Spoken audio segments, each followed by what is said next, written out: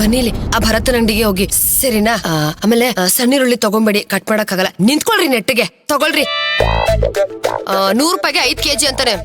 ನಾನ್ ಹೇಳ್ದೆ ಅಂತೇಳಿ 6 kg ಕೊಡ್ತಾನೆ. ಇನ್ನೊಂದೇನೋ ಅನ್ಕೊಂಡೆ, ಟೊಮೆಟೊ ಅರ್ಧ kg ತಗೊಳ್ಳಿ.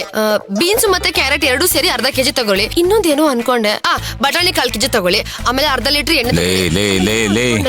ನಿನ್ಗ ಅದೇನು ಬೇಕು ಅಂತಿದ್ಯೋ ಅದೆಲ್ಲ ಒಂದು ಮೆಸೇಜ್ ಮಾಡಿ ಕಳ್ಸು. ಅಂಗಡಿಗೆ ಹೋಗೋಷ್ಟೊತ್ತಿಗೆ ಅದು ಬಂದಿರುತ್ತೆ. ನಾನು ಅದನ್ನ ನೋಡ್ಕೊಂಡು ತಗೊಂಡು ಬರ್ತೀನಿ. ಸರಿ ರೀ, ಮರಿಬೇಡಿ ಆ ಭರತನ ಅಂಗಡಿಗೆ ಹೋಗಿ ಸರಿನಾ? ಕಣೆ, ಹೇಳಿದ್ನ 25 ಸತಿ ಹೇಳು. ಅನು,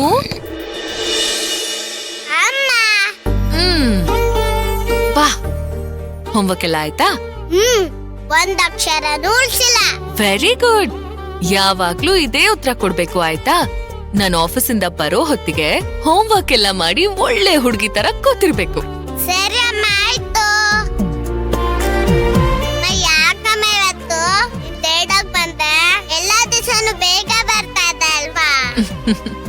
ಇವತ್ತು ನನಗ್ ತುಂಬಾ ಕೆಲ್ಸ ಇತ್ತು, ಅದಕ್ಕೆ ಲೇಟ್ ಆಯ್ತು. ಅಮ್ಮ, ಇನ್ಮೇಲೆ ಲೇಟ್ ಆದ್ರೆ ಪೊಲೀಸ್ ಕರ್ಕೊಂಡು ಓಡಾಡಮ್ಮ. ಪೊಲೀಸಾ? ಯಾಕಂದ? ಪೊಲೀಸ್ ನಿನ್ ಜೊತೆ ಇದ್ರೆ ಯಾರು ನಿನ್ನ ಹತ್ರ ಬರಲ್ಲ.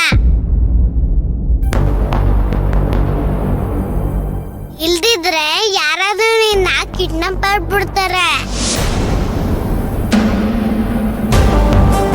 ಕಿಡ್ನಾಪ? ನನ್ನನ್ನ? ಯಾಕನು? ಏನೇನೋ ಮಾತಾಡ್ತಿದ್ಯಾ?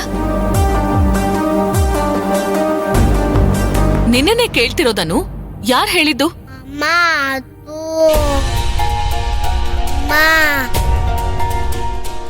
ಅನು, ಏನಿಲ್ಲ ಪಲ್ಲವಿ, ಅವಳು ಸುಮ್ನೆ ಏನೋ ಹೇಳ್ತಿರ್ತಾಳೆ.